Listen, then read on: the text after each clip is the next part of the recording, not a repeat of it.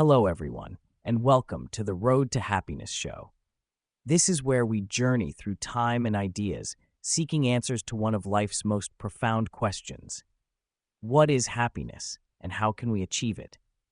To guide us, we'll interview some of the greatest philosophers in history, minds whose wisdom has shaped human thought for centuries. Today, we're traveling back over 2,300 years to ancient Athens to meet one of the most influential thinkers of all time, Plato. Let's explore his timeless insights and discover what he believes it takes to live a truly happy life. Plato was a 4th century BCE philosopher, a student of Socrates, and the teacher of Aristotle. He founded the Academy in Athens, the first institution of higher learning in the Western world. Plato believed that true happiness, what he called eudaimonia, is achieved through a life of virtue, guided by wisdom and the pursuit of the good. His teachings on justice, the soul, and the ideal society continue to influence philosophy and ethics to this day. Plato, thank you so much for joining us on the show. It's an honor to have you here. Let me start with the most important question of all. Plato, what is happiness? Happiness, as I have considered it, is not a fleeting feeling or a momentary pleasure. It is eudaimonia, a flourishing state of the soul, achieved only when one lives in accordance with reason and virtue. It arises when the soul is harmonized, when wisdom governs, courage upholds, moderation balances, and justice ensures each part fulfills its proper role. I would not define happiness as the pursuit of pleasures, for such desires are insatiable. Neither would I confine it to wealth or reputation, which are external and fragile. Instead, true happiness is tied to the soul's alignment with the good, the eternal and unchanging essence that illuminates all virtues. Only through the pursuit of wisdom and an understanding of the good can one achieve a life worth living. So I ask you and your audience, are you nourishing your soul with wisdom? Are you seeking justice and virtue in all that you do? Happiness is not handed to us, it must be cultivated. The world has changed drastically since your time, Plato. Today, we live in an era of constant change and rapid novelties. People are accustomed to fast-paced lives, consuming information through short videos and internet memes. Happiness is often tied to appearances and fleeting moments shared on social media. In such a world where everything moves so quickly and distractions abound, how can we genuinely pursue wisdom and live a virtuous life? The world you describe strikes me as one where the soul risks being fragmented by the constant barrage of distractions and shallow pursuits. In my time, as in yours, the temptation to chase what is fleeting, be it the applause of the crowd or the pleasures of the body, has always been present. Yet the remedy remains the same: to turn inward and reflect upon what truly matters. To pursue wisdom in a world of distractions, one must cultivate discipline.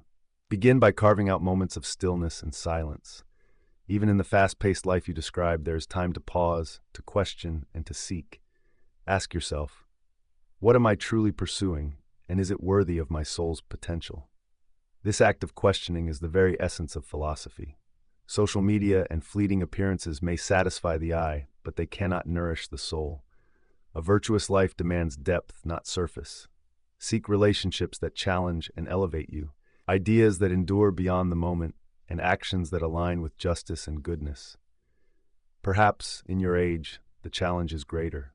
Yet, as I taught in the Republic, the soul finds its highest purpose when it looks beyond the shadows of this world, beyond the endless scroll of distractions, and seeks the light of truth.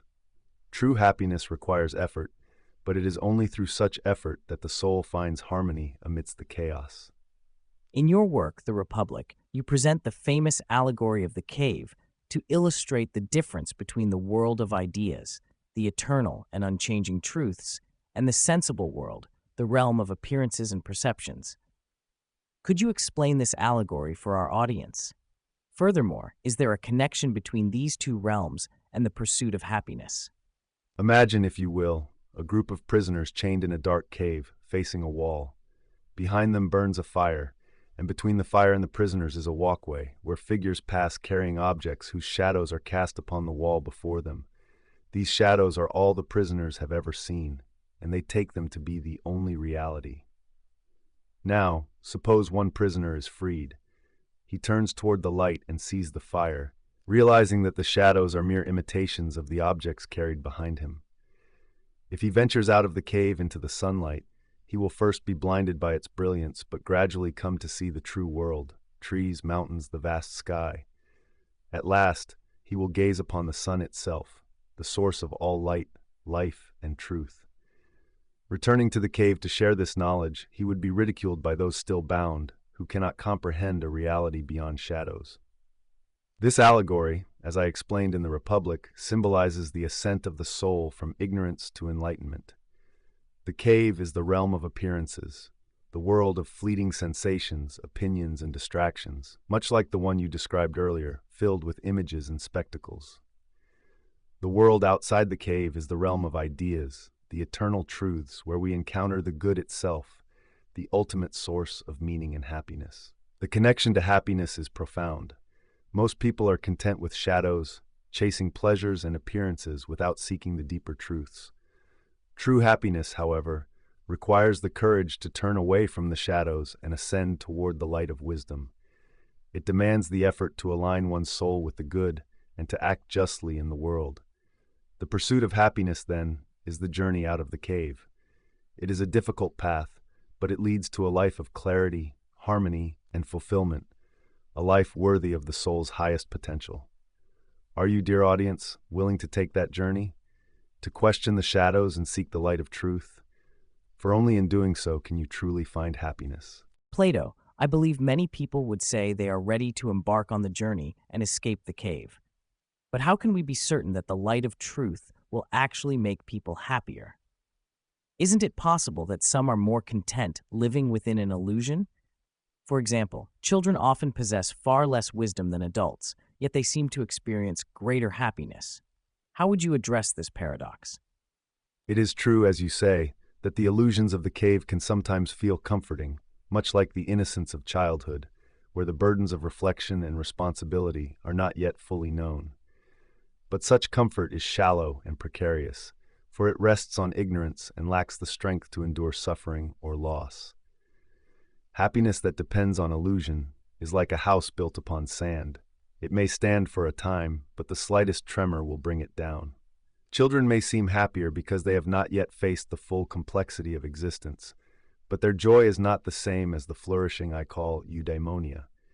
Their happiness is unexamined, and while it is free of the struggles of the soul, it also lacks the depth and resilience of true fulfillment. To answer your question, we must distinguish between two kinds of happiness, one rooted in pleasure or ignorance, and another grounded in wisdom and virtue.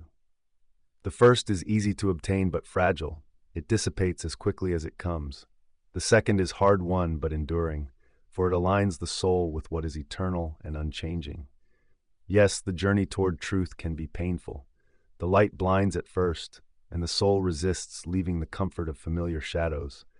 But once one glimpses the truth, sees the world as it truly is, and understands one's place within it, there is a joy that no illusion can offer. It is a joy rooted in clarity, purpose, and connection to the highest good. Consider this. Would you prefer a happiness based on lies, knowing it could crumble the moment the illusion is exposed? Or would you seek the lasting joy of a soul at peace with itself, even if it requires the courage to face difficult truths? Happiness grounded in the light of truth is not without its challenges, but it grants a life of dignity and strength. It transforms the soul, allowing it to find meaning not only in pleasure, but even in pain.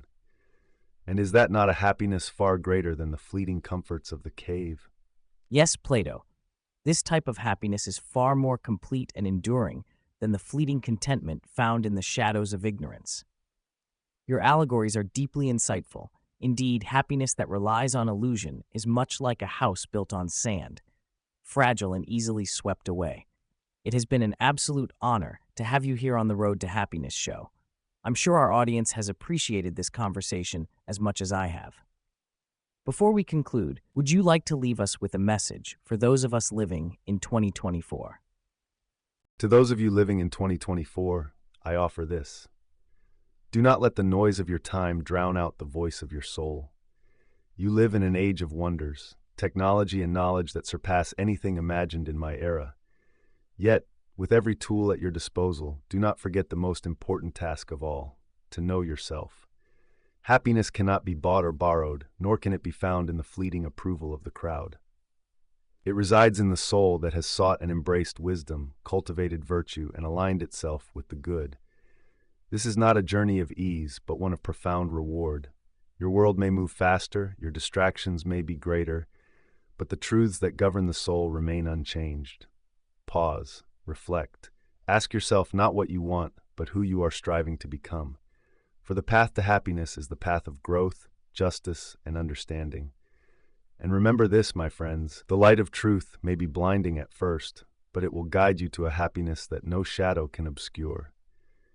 Seek it with courage, and you will find a life worthy of your highest nature. Plato, thank you so much for being here and sharing your timeless wisdom with us.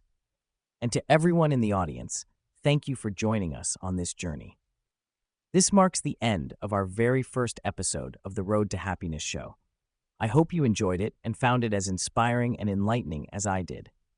Be sure to join us next time when we'll welcome Plato's most famous student, known for his profound contributions to logic and ethics. Someone whose insights will take us even further on the path to understanding happiness. See you then. Farewell, my friend, and may your journey along the road to happiness illuminate many souls. To the audience, I leave this. Continue seeking, questioning, and striving toward the higher truths that bind us all, for in this lies the essence of a life well lived. May your next dialogue with my beloved student Aristotle bring you closer to wisdom. He is a mind of great clarity, and I am confident he will guide you with a precision that complements my own reflections. Until then, may you all keep the light of inquiry alive in your hearts. Farewell.